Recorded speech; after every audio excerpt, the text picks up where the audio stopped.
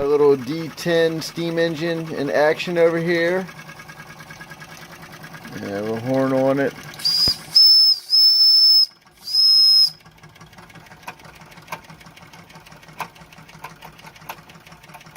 Yeah, relieved a little bit too much pressure.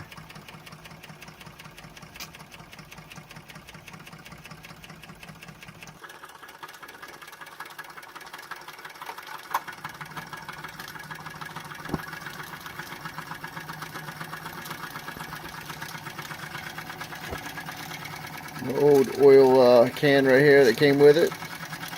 This is actually a very old D10. This is one of the new kits. Like I said, it's got the little whistle.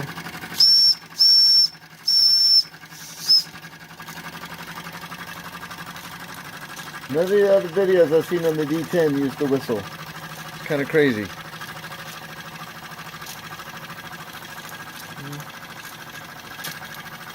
Some kid definitely like this.